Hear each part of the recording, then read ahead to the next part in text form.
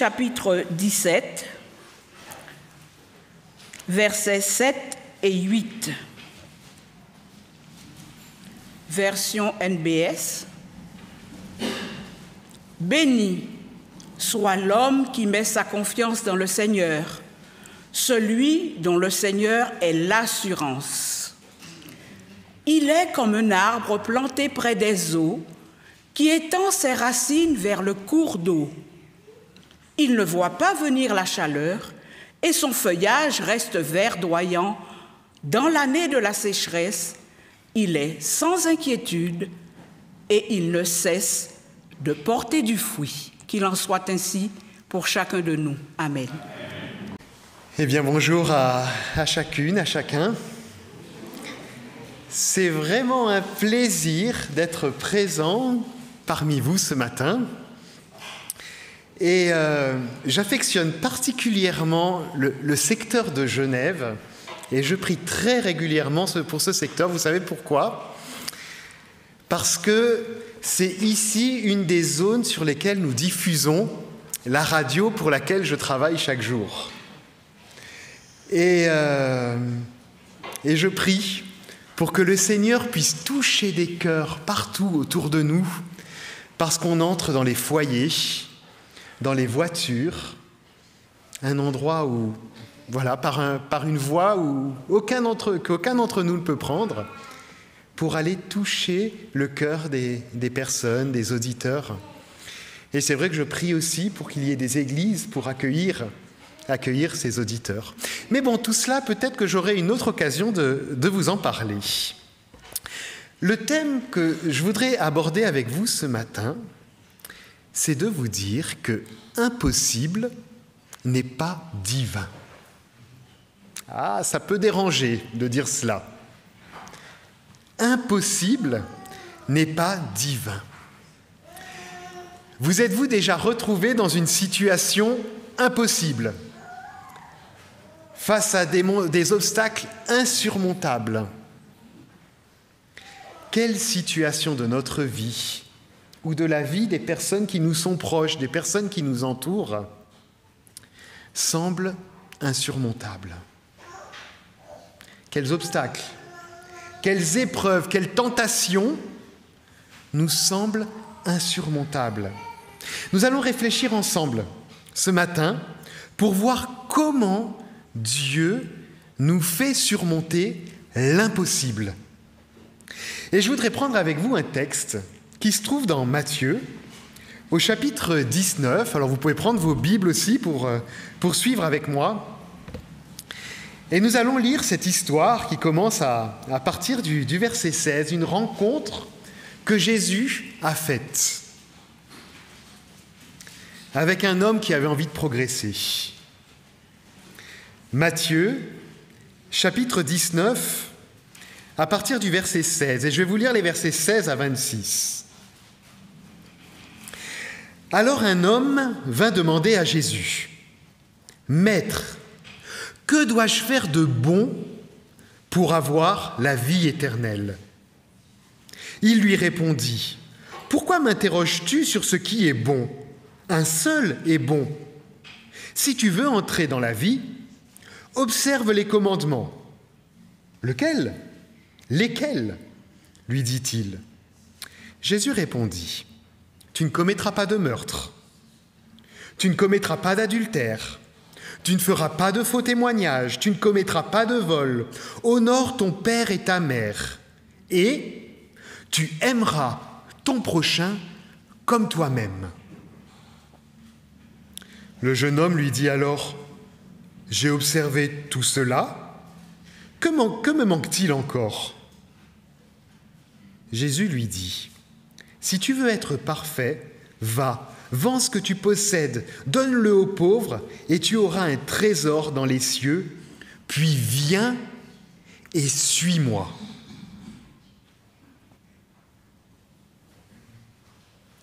Après avoir entendu cette parole, le jeune homme s'en alla tout triste, car il avait beaucoup de biens.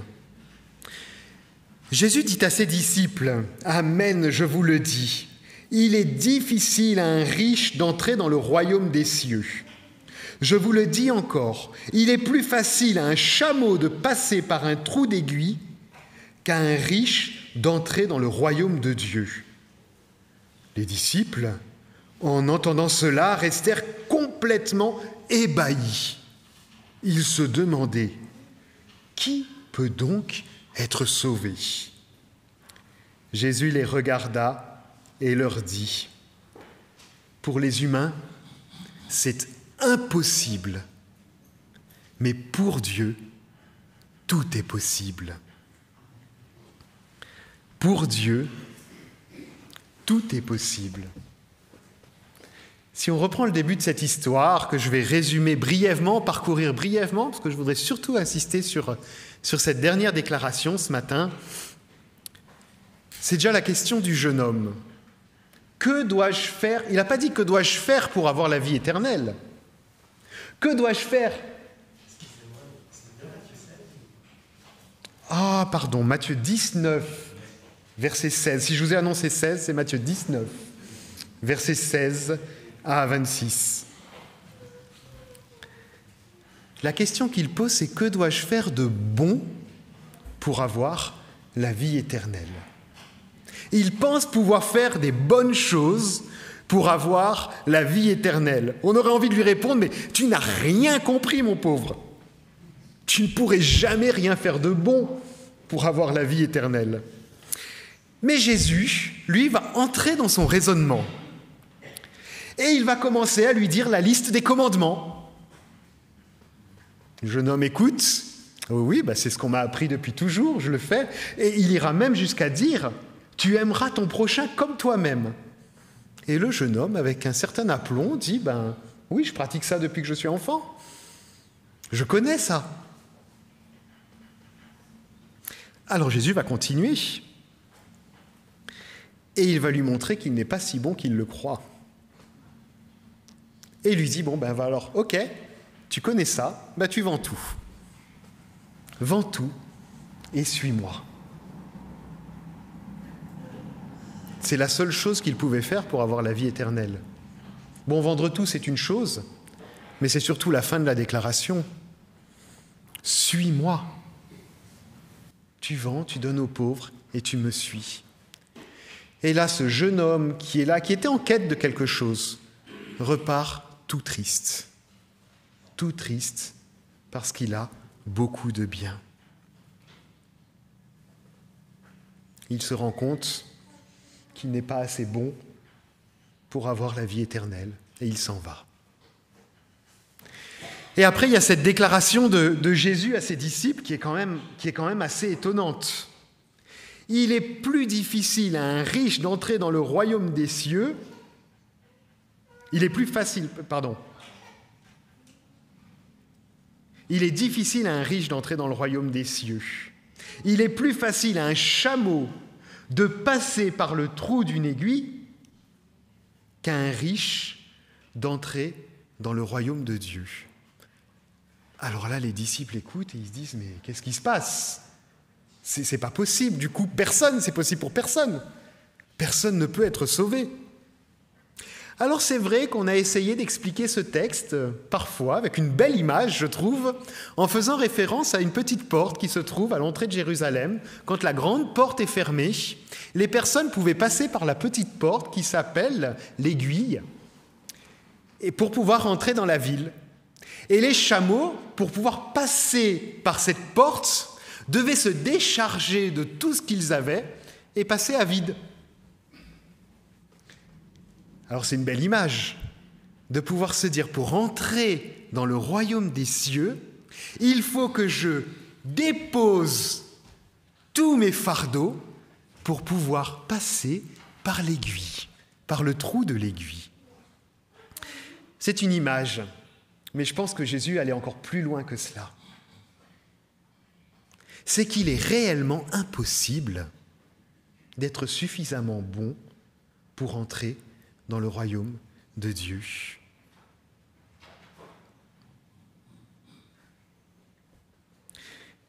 Et pour un riche, d'après ce que dit Jésus, c'est encore plus difficile. met cette belle déclaration du verset 26. Pour les humains, c'est impossible, mais pour Dieu, tout est possible. Dieu a accompli cette impossibilité, cette situation impossible. Il a ouvert une porte pour qu'elle devienne possible. Il nous est impossible pour chacun d'entre nous d'entrer dans le royaume de Dieu. Impossible. On peut essayer de faire plein de bonnes choses. On pourrait même vendre tout ce qu'on a et le donner aux pauvres. Cela ne suffirait pas. C'est impossible et c'est la première chose dont on doit se rendre compte. C'est Jésus qui a tout accompli. La puissance de Dieu, la puissance d'amour de Dieu a tout accompli pour que nous puissions être sauvés. Les portes du royaume de Dieu sont ouvertes pour chacun d'entre nous. On ne raconte pas la suite de l'histoire de ce jeune homme, mais j'espère qu'il a pu comprendre cela après, une fois qu'il est reparti tout triste, qu'il a pu comprendre qu'il fallait passer par cette tristesse pour se dire, en fait, la seule solution, c'est de suivre Jésus, c'est de marcher avec lui. C'est lui qui a ouvert la voie. C'est lui qui a rendu cet accès possible. Ça me rappelle l'histoire de Pierre et Jean et André et son frère dans la barque qui sont là, au bord de l'eau. Jésus monte dans la barque pour prêcher devant la foule. Eux viennent de passer une nuit à la pêche. Et après avoir prêché, après avoir annoncé la bonne parole, Jésus leur dit « Jetez votre filet ». Quelque chose qui ne sert strictement à rien. Mais la réponse de Pierre a été « Mais maître, nous avons travaillé toute la nuit sans rien prendre. C'est la nuit qu'on pêche, c'est la nuit que la pêche peut être fructueuse. Mais il n'y a rien là. Nous avons travaillé toute la nuit. Mais sur ta parole, je vais jeter les filets. » Pierre avait choisi de faire confiance à Jésus. Et Jésus va réaliser l'impossible, une belle pêche miraculeuse. Ce jeune homme aurait pu dire, effectivement, « Seigneur, pour moi c'est impossible de vendre tout. C'est impossible, j'y suis trop attaché. J'aime tout ce que j'ai, c'est impossible. » Mais bon, peut-être que toi, tu peux me donner la possibilité de le faire. Peut-être qu'avec toi, cela va devenir possible.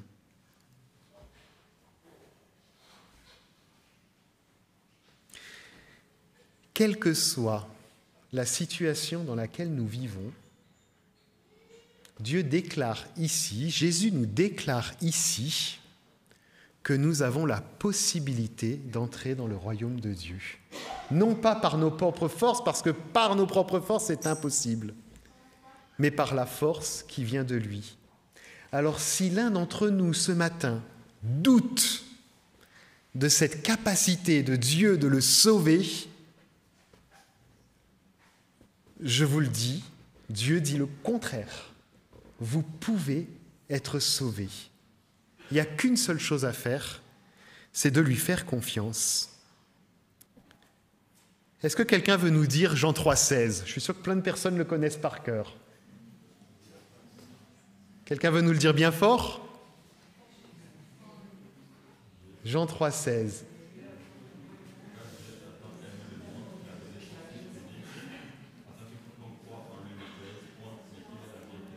Car Dieu a tant aimé le monde qu'il a donné son Fils unique, afin que quiconque croit, c'est incroyable, il n'y a qu'à croire, quiconque croit en lui ne périsse pas, mais qu'il y ait la vie éternelle. Placer sa foi et sa confiance en Dieu.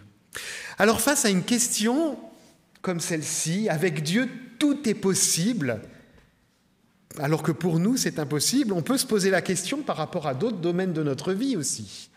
Là c'est par rapport au salut. Mais est-ce qu'il y a d'autres situations, d'autres montagnes qui nous semblent insurmontables ? Les expériences que j'ai vécues et de nombreux témoignages que j'ai entendus m'ont appris une chose essentielle. Et ça, c'est quelque chose que Dieu a mis très fortement dans mon cœur, et c'est pour ça que j'avais à cœur de vous partager ce message ce matin. C'est qu'aucun obstacle n'est trop grand pour Dieu. Quand je vois un obstacle dans ma vie, dans la vie de d'autres personnes autour de moi, je me dis là, c'est un défi pour Dieu et il a déjà la solution. Parce que pour Dieu, tout est possible. Aucun obstacle n'est trop grand pour Dieu. Je voudrais prendre avec vous une autre parole de la Bible, une promesse que j'affectionne beaucoup, qui se trouve dans 1 Corinthiens, chapitre 10, verset 13. 1 Corinthiens au chapitre 10.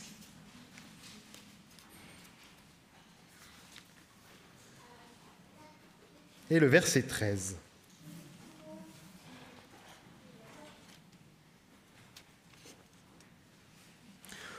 Aucune épreuve ne vous est survenue qui n'ait été humaine.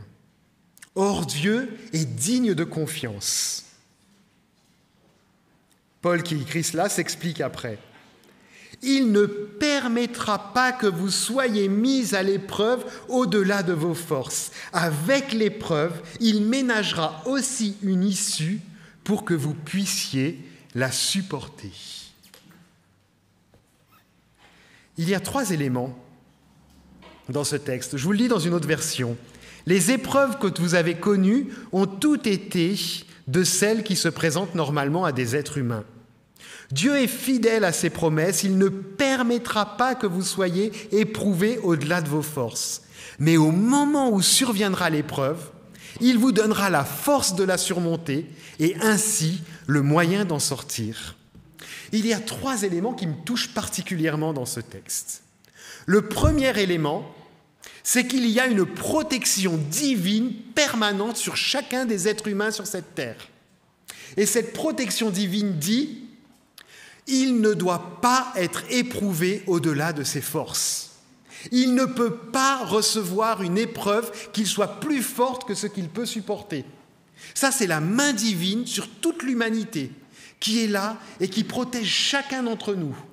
Le mal peut être là et peut nous attaquer, mais il y a cette protection qui est là et qui dit « Mon enfant, et même chaque être humain, ne peut pas être éprouvé au-delà de ses forces. » Merveilleuse promesse, cette protection. Et vous pouvez penser peut-être à l'histoire de Job, où Dieu a placé cette protection-là sur lui en disant à Satan « Tu peux l'attaquer, mais voilà la limite que je te donne. » Et il va pouvoir surmonter des épreuves insurmontables. Le deuxième élément, dans ce passage-là, que je trouve magnifique, c'est que Dieu nous donne la force de supporter. Et pour moi, cela, c'est le plus grand miracle que Dieu puisse accomplir dans nos vies. Il est capable de nous aider pour que dans l'épreuve, dans la difficulté, dans la tentation, face aux obstacles, face aux montagnes, eh bien, nous puissions supporter cela. C'est-à-dire que cela ne soit pas trop lourd, que cela ne nous écrase pas, mais qu'au contraire, dans l'épreuve, dans la difficulté, nous puissions rester debout. Quelle belle promesse à prendre avec foi! Bien sûr, des fois, on se décourage, on se sent écrasé. Mais quand on reprend une promesse comme celle-là, quand on se confie en Dieu, et ça, je l'ai expérimenté de nombreuses fois, je me rends compte que quand je ne suis pas bien, quand je suis face à un obstacle, quand je me sens éprouvé, quand ma paix peut être même ébranlée, eh bien, que dès que je me tourne vers Dieu, eh bien, il me remet debout. Et ça, c'est magnifique. Et le troisième élément qu'il y a dans ce texte, que je trouve extraordinaire, c'est qu'en plus, il aménage des chemins pour nous donner les moyens de sortir de cette épreuve. Il nous donne les moyens d'en sortir. Dieu aménage des issues face à tous les obstacles, tous les défis, toutes les épreuves, toutes les difficultés que nous pouvons rencontrer. Il y a une issue qui a été aménagée par Dieu. Peut-être au travers de personnes autour de nous qui peuvent nous aider. Du moins, on peut là faire fonctionner notre imagination à l'infini. mais de se dire que je passe par cette épreuve, je passe par cette difficulté. Dieu me dit dans ce texte qu'il y a une issue. Alors tout cela peut nous sembler impossible, parce que tout cela ne dépend pas de nous. Ça dépend de la puissance du grand Dieu d'amour qui a fait tout cela pour nous. Que nous passions par le deuil, que nous ayons des soucis de travail, des soucis de couple, que nous soyons en conflit avec des personnes, que nous soyons dans la maladie, face à des examens médicaux, dans les défis que nous pouvons rencontrer dans les études, que nous ayons des soucis d'argent, que nous ayons des soucis avec notre voiture ou je ne sais quoi d'autre. Quelles que soient les situations, Dieu a une issue. Que nous ayons des soucis dans l'éducation de nos enfants, que nous ayons des conflits, des colères, des contrariétés qui soient là, au fond de nous et dont on n'arrive pas à sortir. Nous pouvons être déçus aussi par des situations autour de nous, par des personnes que nous aimons, et cela nous pèse. Nous pouvons avoir de la rancœur, ou bien nous pouvons simplement être en lutte avec un péché, quelque chose qu'on sait qu'on ne doit pas faire et on n'arrive pas à en sortir. Quelles que soient les situations, Dieu est capable, est capable de me rendre droit, de me permettre de surmonter cette épreuve, de m'affermir, et il a aménagé une issue. Face aux épreuves, aux obstacles, à mes faiblesses, à mes limites, la puissance de Dieu s'accomplit en réalisant l'impossible. Et il peut réaliser l'impossible en moi, en me donnant la paix, et il peut réaliser l'impossible extérieurement autour de moi, en me donnant la voie pour sortir de cette situation. Je voudrais pour conclure reprendre le passage qui nous a été lu dans Jérémie 17, juste avant ce message. Jérémie au chapitre 17, les versets 5 à 8.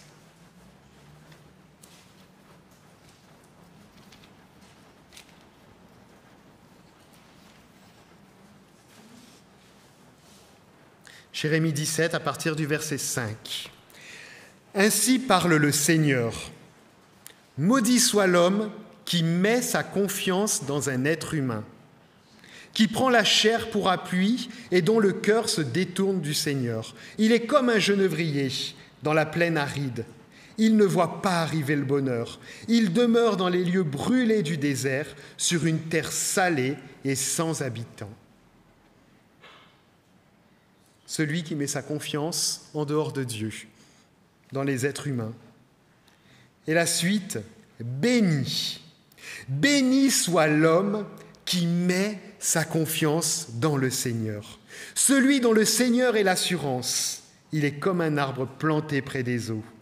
Il étend ses racines vers les cours d'eau. Il ne voit pas venir la chaleur. Son feuillage reste verdoyant dans l'année de la sécheresse. Il est sans inquiétude. Il ne cesse de porter du fruit. Celui qui choisit de mettre sa confiance en dehors de Dieu, cette parole nous dit qu'une parole de malédiction sur lui parce qu'il ne va pas réussir à trouver d'issue. Il va finir dans un lieu sec, dans un lieu aride. Par contre, celui qui met sa confiance, on est vraiment autour de la confiance là, mettre sa confiance en dehors de Dieu, mettre sa confiance dans les hommes ou mettre sa confiance en Dieu. Celui qui met sa confiance en Dieu, et je voudrais juste m'arrêter sur une petite déclaration de cette parole de bénédiction. Il ne voit pas venir la chaleur. Qu'est-ce que cela signifie ? Si je mets ma confiance en Dieu, quand la chaleur, l'épreuve, quand les choses viendraient nous brûler, il ne voit pas le venir. Il ne le voit pas venir, pardon. Et ce que j'aime beaucoup dans cette déclaration, c'est que je trouve que c'est une question de regard. Qu'est-ce qu'on voit ? Qu'est-ce qu'on regarde ? À partir du moment où je place ma confiance en Dieu, ce que je vois, c'est le Dieu de tous les possibles. Le Dieu qui est capable de tout, de me faire surmonter tous les obstacles. Donc les obstacles, les épreuves, les montagnes, tout peut arriver. Si mon regard est fixé sur Dieu, je ne vois pas les choses arriver. Alors les épreuves sont là, elles arrivent et elles tapent. Un conflit, une parole mauvaise, des soucis de santé, des soucis, toutes sortes de soucis qu'on peut avoir. J'en ai fait là une liste tout à l'heure. Ils sont là, ils arrivent, ils viennent, ils frappent. Mais celui qui met sa confiance en Dieu, ce n'est pas ça qu'il voit.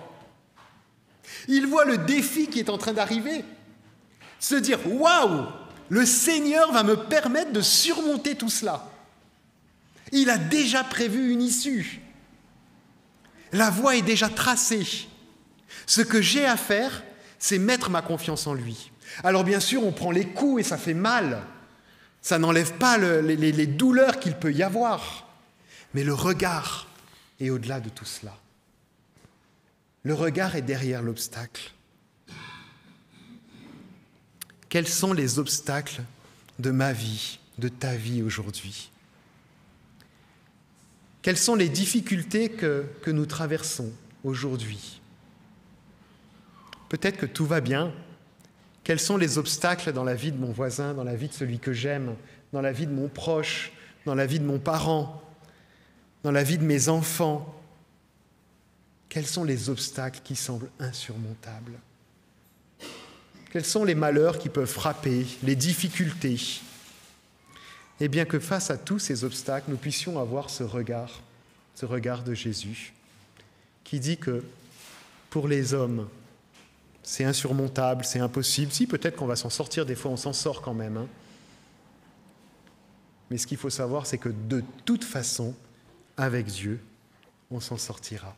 Alors que nous puissions marcher avec ce Dieu de victoire, qui est là et qui nous accompagne, et qu'il veut nous donner cette force et nous permettre de rester debout, quelles que soient les situations. Amen.